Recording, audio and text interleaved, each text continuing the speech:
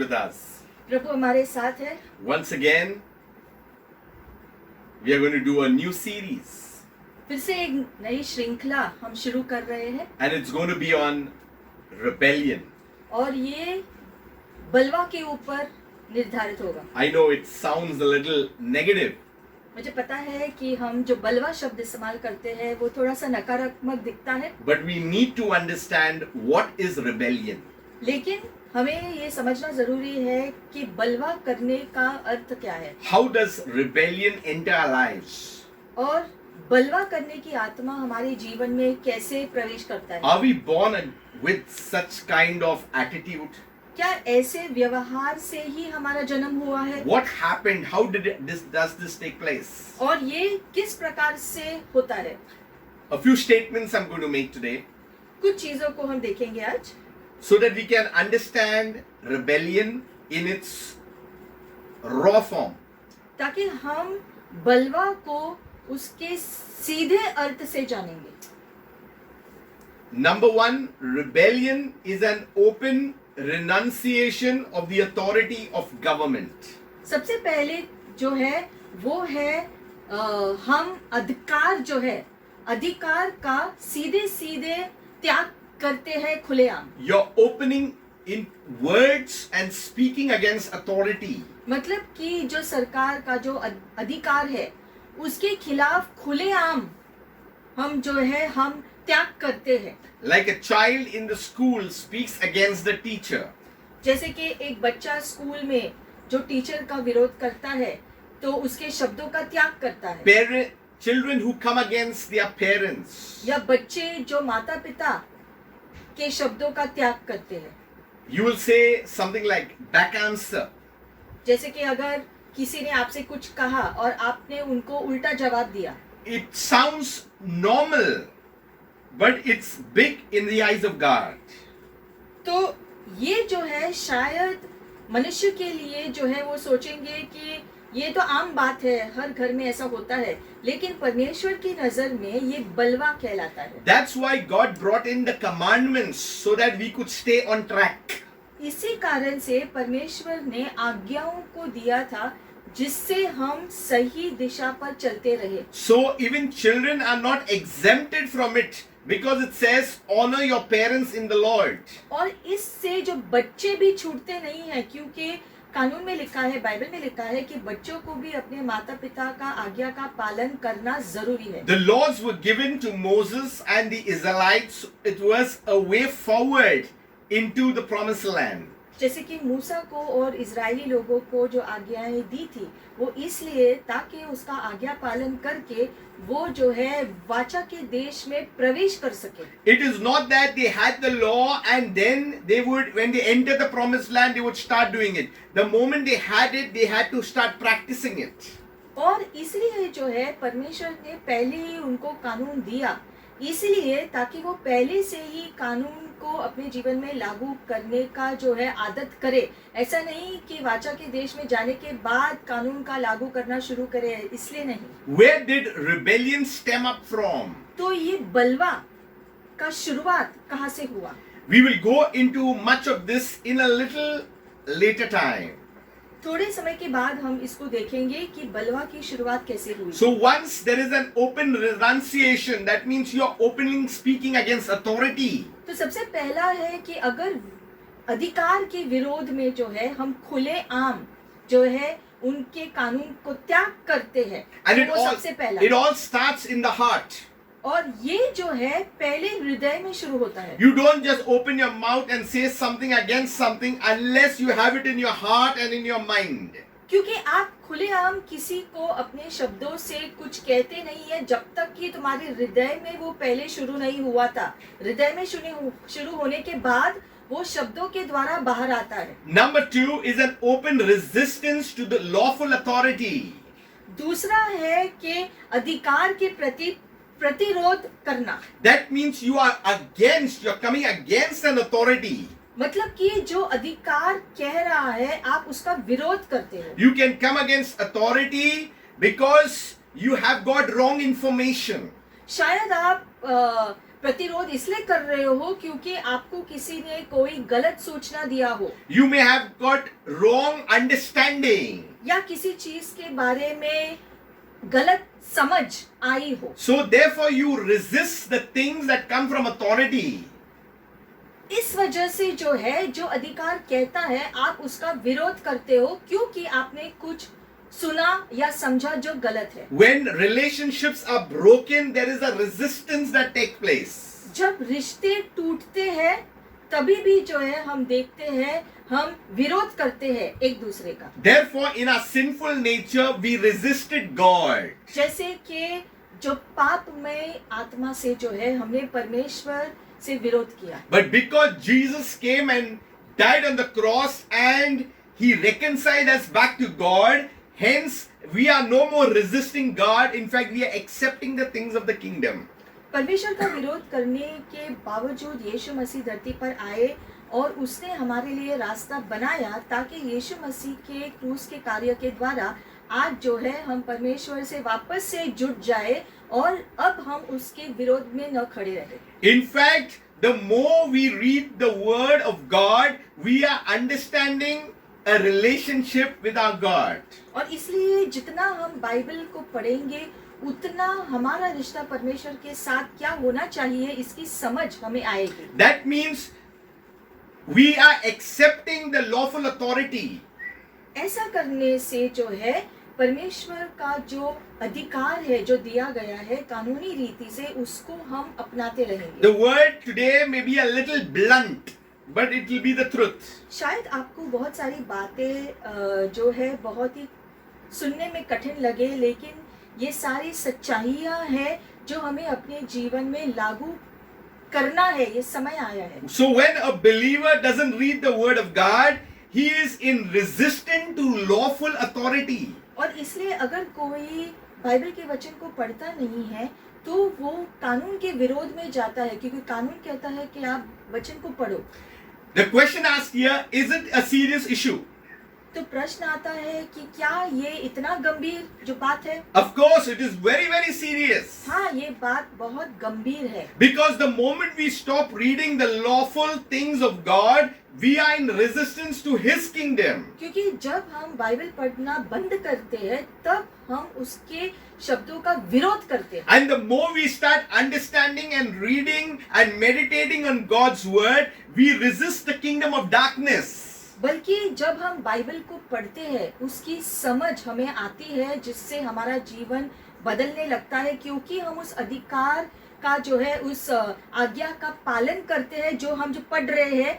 जब हम उसका पालन करना शुरू करते हैं तब शैतान को गुस्सा आता है, क्योंकि अब हम सही दिशा पर चल रहे हैं। My next statement of rebellion is to cause to be bitter. तीसरी बात जो है कड़वाहट आ जाती है, To be unpleasant in our soul. हमारे आत्मा में जो है एक नाखुश जैसा जो है भावना आता है, We begin to become disobedient. जिसकी वजह से बाद में हम आज्ञा का पालन नहीं करते हैं, We continue to provoke someone to do something else. या किसी सामने वाले को उकसाते हैं ताकि वो कुछ करे। You must have heard of the word sedition, जैसे आपने शब्द को सुना होगा राजद्रोह, which actually means treason. जिसका मतलब है कि जो है सरकार या देशद्रोह होना। What exactly means sedition? तो ये राजद्रोह क्या है? It means to incite people to rebel against a state, a kingdom. इसका मतलब ये है कि आप एक राज्य के विरोध में दूसरों को भी उकसाते हो उनके विरोध में जाने के। You know, when you are against someone, you get bitter against somebody. जैसे अगर आप किसी के विरोध हो जाते हो तो जो है आप दूसरों को भी उकसाते हो उसके विरोध में। Maybe that person must have done right or wrong, but you begin to get bitter. वो व्यक्ति ने सही किया हो गलत किया हो वो अलग बात है, लेकिन आपके अंदर वो कड़वाहट भरने लगती है। You begin, the enemy starts pouring in lies to spoil the image. और जो है शैतान नकारात्मक चीजें हमारे मन में डालता है ताकि हम उस व्यक्ति के छवि को बिगाड़ दे। And therefore relationships are broken. और ऐसा करने से हमारा एक दूसरे का साथ जो रिश्ता है वो टूटने लगता है। Therefore there is unpleasantness. और उसकी वजह से जो है एक कड़वाहट सा रिश्ता होने लगता है। And therefore we tell others what someone else has done. और फिर हम उस सामने वाले के बारे में सबको बताते रहते हैं, Especially if the person is an authority. खास करके अगर वो व्यक्ति किसी भी प्रकार का अधिकार को लिए हुए हो तो। That's why speaking against someone who is an authority is dangerous. और इसीलिए किसी भी अधिकारी के विरोध में बात करना बहुत खतरनाक होता To है। speak bad about men and women of God is dangerous. उसी प्रकार से जैसे कि परमेश्वर के दासों के बारे में अगर आप बुरा भला बोलते हो तो वो भी खतरनाक है। To judge them is dangerous.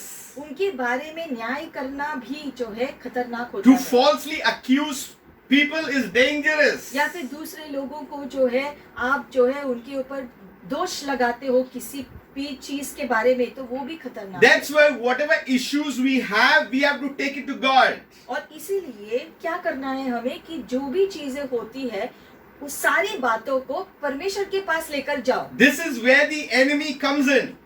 क्योंकि इसी जो है क्षेत्र में जो है शैतान कार्य करता है। That's why bitterness is a very deadly disease. इसीलिए ये जो कड़वाहट है ये बहुत ही खतरनाक बीमारी होती है मनुष्य के लिए। Because if bitterness is not treated, it moves into another segment of jealousy, envy, and lot of other things come in. क्योंकि जब आप कड़वाहट को अपने अंदर बढ़ाने देते हो तो वो कड़वाहट की वजह से जो है बहुत सारी दूसरी चीजें आती है अपने जीवन में, जैसे कि घमंड या ईर्ष्या दूसरों के प्रति, ये सारी बुरी चीजें भी शामिल होने लगती है जीवन में। It is also followed by hatred. और बाद में हम उनसे बिल्कुल भी नफरत करने लगेंगे। It is also followed by things of, inducing, words into the spirit world. और फिर जो है हम आत्मिक क्षेत्र में उनके विरोध शब्दों को कहते हैं जो बहुत ही नकारात्मक होते हुए उनके ऊपर कार्य करना शुरू करते That's हैं। why the word rebellion, it is compared to witchcraft. We'll go to it. और इसीलिए लिखा गया है वचन में कि बलवा जो है वो जादू टोना के बराबर में है। So imagine how the comparison to witchcraft. तो सोचो ये बात जो बाइबल कहता है कि आप जो बलवा करते हो वो जादू टोना करने के समान होता है, इतना गंभीर होता है असल में। So the fourth statement is undermining authority. तो चौथा है कि आप जो है अधिकार के प्रति दुर्बल होते हो You don't care for authority. और आप जो है अधिकार जो कह रहे हैं उनको हल्के रीति से लेते हैं, उनका सुनते नहीं। Undermining means underestimating. मतलब कि वो जो कह रहे हैं आपके लिए वो कोई मायने ही नहीं रखता। Undermining means dishonor. मतलब कि उनका आप आदर नहीं करते हो। These are grave sins in the kingdom. ये सारी चीजें जो है बहुत ही गंभीर पाप होते हैं परमेश्वर के राज्य से संबंधित। We'll go into a portion of scripture. और इसीलिए अब हम जो है वचन से देखेंगे What happens when undermining authority takes place?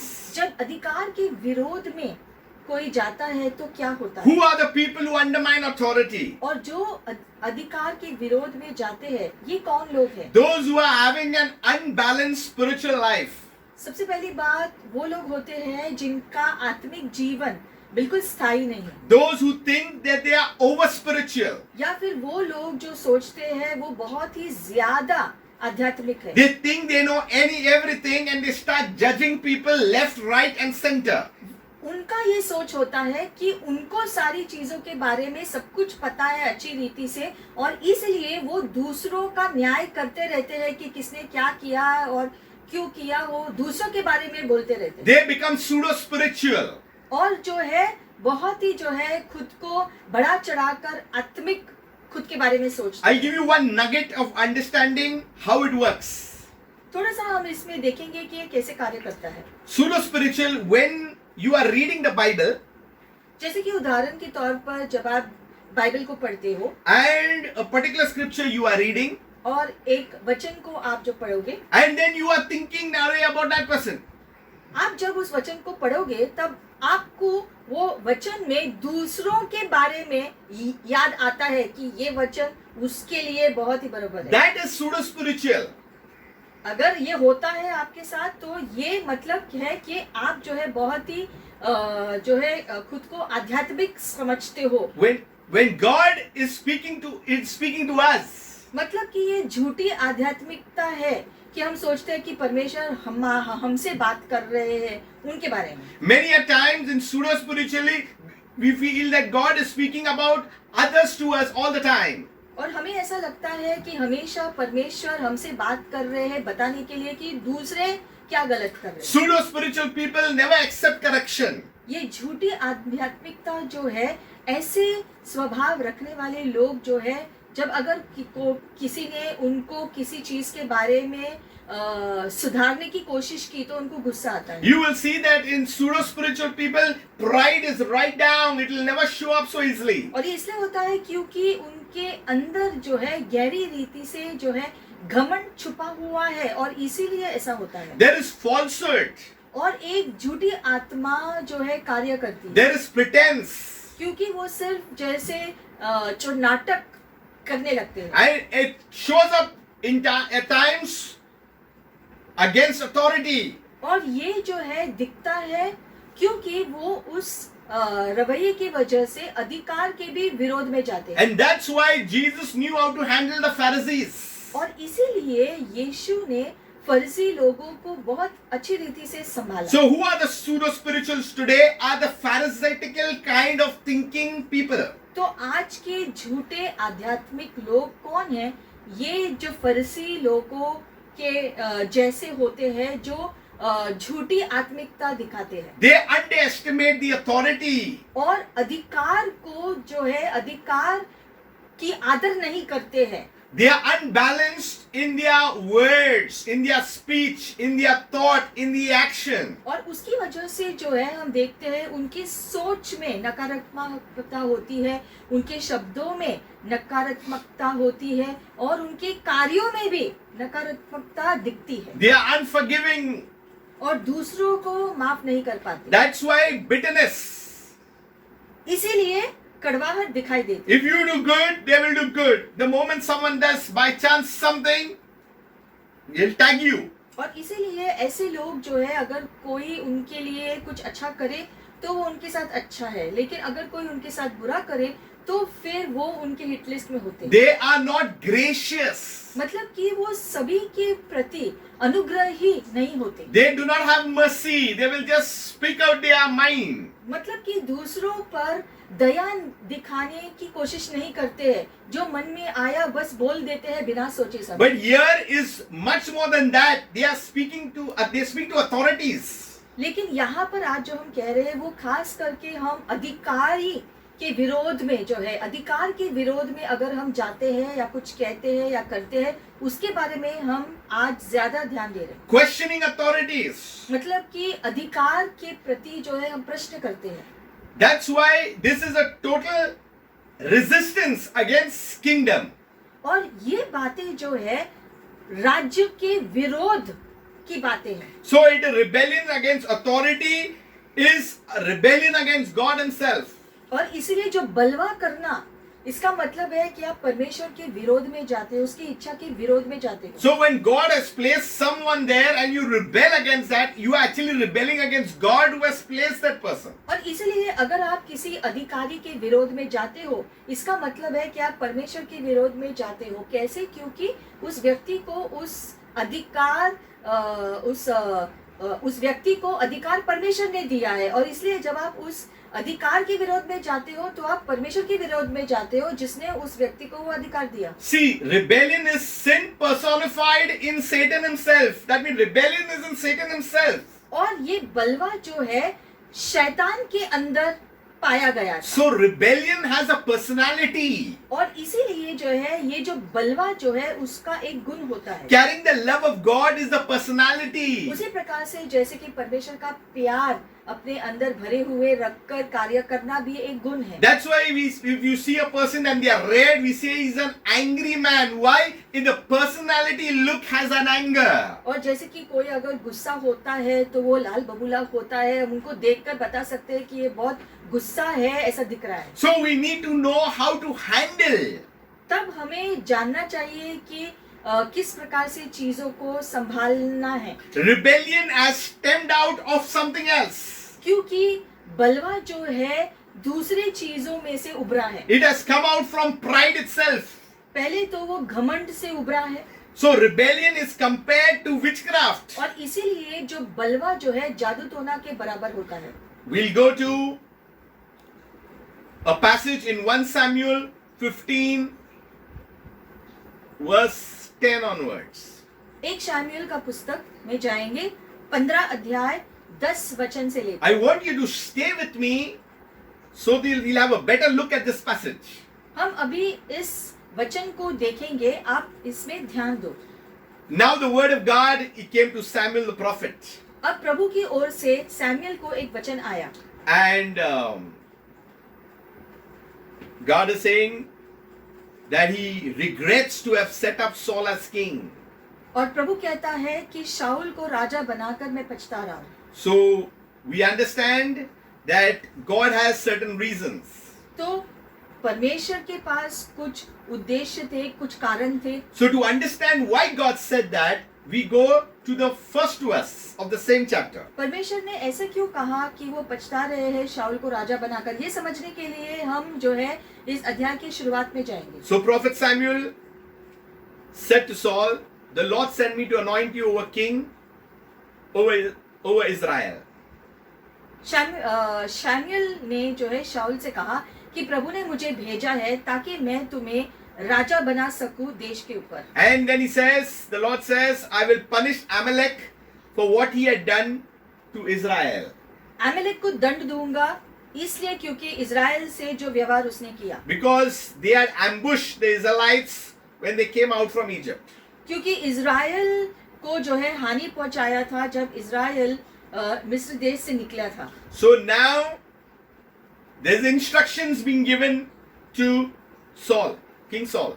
तो हम देखते हैं बाद में जो है शाऊल राजा को शमूएल निर्देशन देता है कि क्या करना है। Now go and attack Amalek. Destroy all that they have.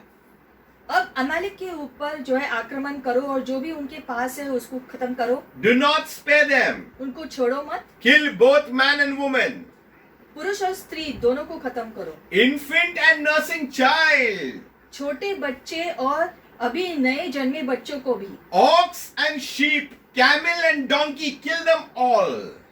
बैल या ऊंट हो या गधा हो सबको मार डालना है। That's it. Instructions were given through prophet Samuel by God.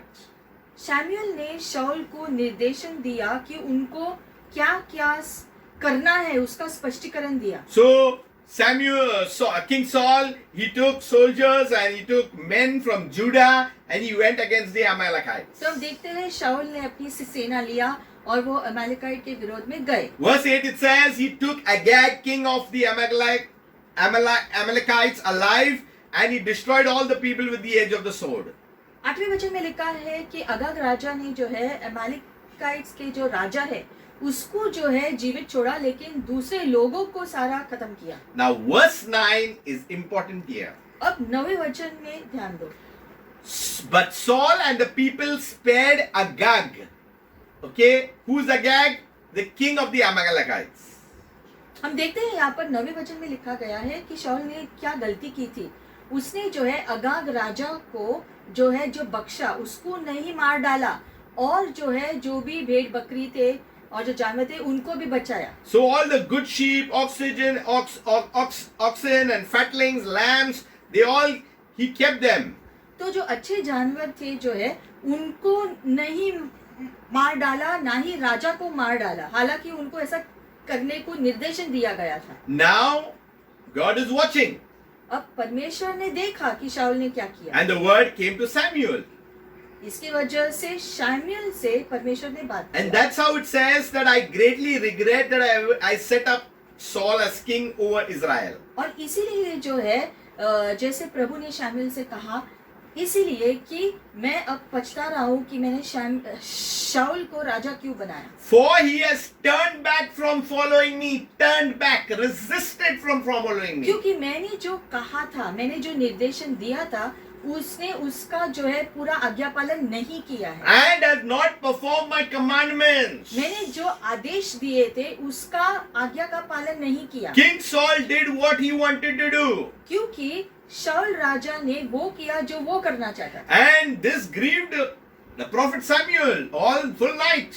और ये बात सुनकर जो है शाऊल नबी जो है शामुएल नबी बहुत ही दुखी हुआ, पूरी रात वो जो है उसने दुख में बिताया, इसलिए क्योंकि शाऊल राजा ने जो है प्रभु की बात नहीं मानी। And King Saul never told Samuel anything about this. It is God who revealed it to prophet Samuel. अब हम देखते हैं कि परमेश्वर ने शामुएल नबी से कहा वो सारी बातें जो शाऊल राजा ने वहां पर किया, अमालेकाइट्स के यहाँ, बल्कि शाऊल राजा ने खुद शामुएल को कुछ नहीं बताया, प्रभु ने शामुएल को बताया कि शाऊल राजा ने क्या क्या किया और नहीं किया। Then Samuel went to Saul and he told him what God had spoke to him. और फिर जो है शामुएल शाऊल के पास जाकर उसको बताता है, राजा को ही बताता है कि उसने क्या किया है जो प्रभु ने बताया उसके बारे में। He says in verse 17, when you were so small in your own eyes, did not God make you the head of the tribes of Israel? Samuel ने शाऊल से कहा, क्या तुम जो है तुम्हें परमेश्वर ने इज़राइल के जातियों से उठाया नहीं आपको मुख्य बनाने के लिए? Did not he make you king of Israel? क्या प्रभु ने तुम्हें इज़राइल के ऊपर राजा नहीं बनाया था? Now God sent you on a mission and he told you destroy everybody, and what you have done. और प्रभु ने अब तुम्हें निर्देशन दिया था कुछ करने के लिए, तो और तुमने क्या किया? You didn't obey the voice of the Lord. वो प्रभु जिसने तुम्हें नियुक्त किया था उसका आज्ञा का पालन तुमने नहीं किया। Why did you sweep down on the spoil and do evil in the sight of God? तुमने जो है जो किया है जानवरों को जो तुमने अपने पास रखा है वो ऐसा तुमने क्यों किया? ऐसा करके तुम परमेश्वर के निर्देशन और आज्ञा के विरोध में गए हो। Now Saul is speaking to Samuel back. तो शाऊल ने शामुएल से उत्तर में कहा, He's saying, I obeyed. तो शाऊल कहता है मैंने आज्ञा का पालन किया, But it is the people. They brought back Agag, king of Amalek, and I utterly destroyed the Amalekites. शाऊल कहता है कि मैंने तो जो है अमालेकाइट के सारे लोगों को खत्म किया, लेकिन जो लोग मेरे साथ गए थे उन्होंने जो है आज्ञा का पालन नहीं किया था। So I brought back King Agag, and the people took all the plunder of the sheep and everything. मैंने सिर्फ राजा को वापस लाया, लेकिन लोगों ने जो है सारे भेड़ बकरी को भी वो लेकर आए। So it was not what the Lord had told them to do.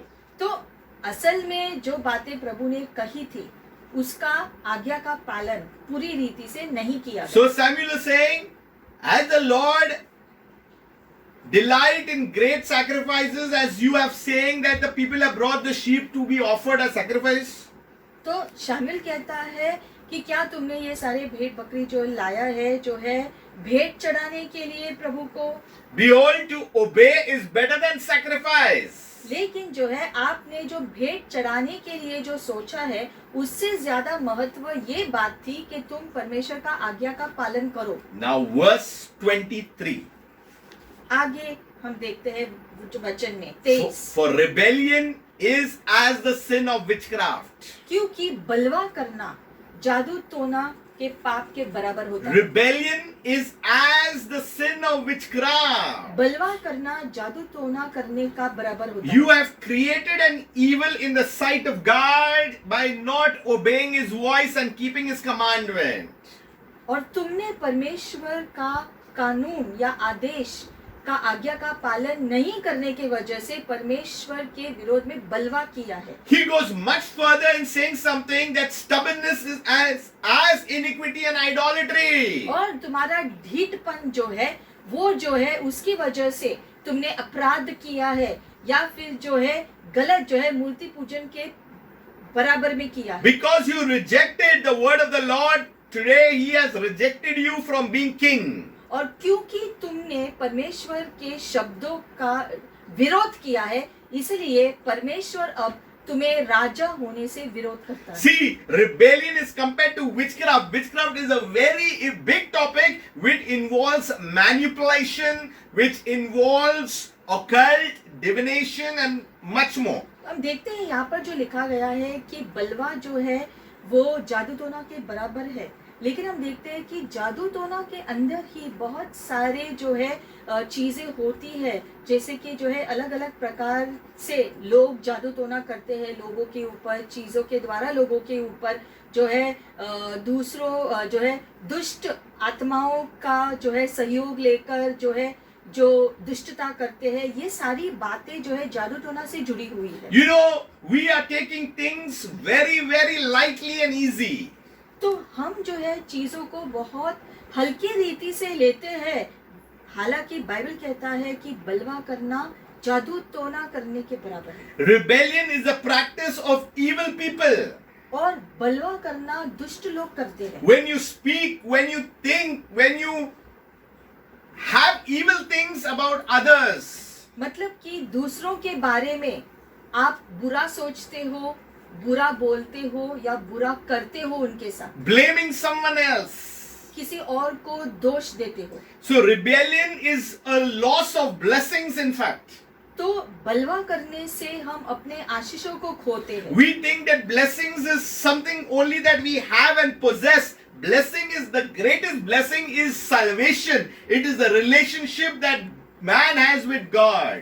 बहुत लोग सोचते हैं कि आशीष का मतलब है कि हमारे पास सारी ये चीजें हैं तो हम बहुत आशीषित हैं, लेकिन सबसे बड़ी आशीष ये है कि यीशु मसीह के क्रूस के द्वारा आपको उद्धार मिले। Rebellion creates an anger towards God himself in the end. बलवा की वजह से जो है आगे में परमेश्वर के विरोध भी लोग जाते हैं। See, we are sent here on a mission. हम जानते हैं कि हमको धरती पर एक उद्देश्य से भेजा गया है। We are here to tell the good news of the kingdom. हमें भेजा गया है राज्य के बारे में सच्चाइयाँ घोषणा करने के। If one in the Lord is against a brethren in the Lord and someone else is against someone else, if they are fighting, how will we manage the affairs of the government of heaven that has been entrusted to us? और इसलिए अगर धरती के लोग या फिर मसीही लोग जो है अगर एक दूसरे के विरोध में हमेशा जाते रहते हैं, जिसकी वजह से उनके अंदर एकता नहीं है उनके बीच में, तो परमेश्वर जो है उनको राज्य की चीजें कैसे सौंपेगा जब वो धरती की चीजों को ही नहीं संभाल पाते।